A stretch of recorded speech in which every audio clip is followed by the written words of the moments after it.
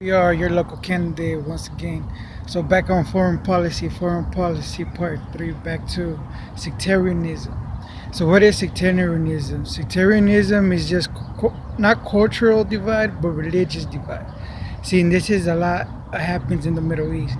It doesn't happen here in America because fortunately we're blessed to be a diverse nation. We get to deal with people of all different aspects of life, not just culturally but religiously. See, in a lot of other places in the world, they don't have that opportunity or that opportunity to have that divide, you know what I mean? Or that's the way that they see it through that divide. See, we don't have that divide. See, we live amongst each other in America. You know what I mean? Could go to one place, you see this type of people, go to a different locality and see another type of people. And we all can mingle with one another. See, but other places where it's just, I guess, one set of religious people, not a lot of set of religious peoples, well, it becomes an issue. I think why it probably works in America is that nowadays more people are atheists. They're really non-believers. They tend not to believe. Well, I'm a believer and I do believe. But countries where they do have those sectarian divides, well, it becomes an issue, and that issue is religion. And I think it's something that needs to be understood, and that's just a big issue of foreign policy. Well, in the Middle East, it's just the Sunni Shia divide and all the minorities in between those, which are denominations and stuff. A lot of the times it has something to do with the whole outcome of the situation. Let me explain this. We invaded Iraq and then we pulled out of Iraq. So that was a predominantly Shiite country dominated by a Sunni minority.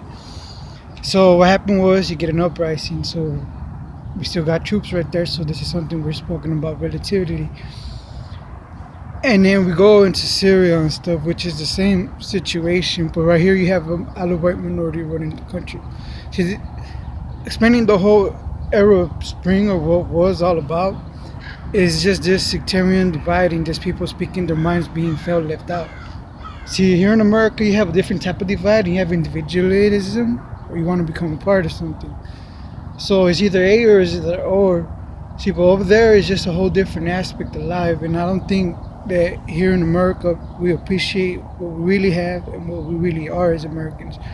You see, nowadays people might think a whole lot different, and we see that divide. But it's a cultural divide, and it's not a religious divide as it is in other countries. In other countries, it creates an issue, and right here, we're able to assimilate with one another and live in diverse entity with one another and stuff, and understand each other's religious beliefs. And I think that's just the concept of understanding who we are as a human being, and knowing that it's just about who we are, who we intend to be, in the outer perspective of who we are. See, in other places, they see it with a whole different perspective, but I don't think they have that many options to begin with. See, right here, many people have taken the options of not to believe. And I think, in generality, they leave away their own cultural and their own theology behind and stuff.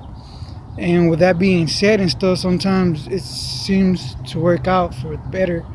But in reality, we all got to believe in something. And my personal belief is the all God of all gods, one seeing God. But yes, this is the whole thing about sectarianism. How people divide themselves with ideological, religious beliefs and stuff. And it's not an issue here in America because we live amongst each other. But in other parts of the countries or in other countries of the world, I might be saying, well, it is an issue and stuff.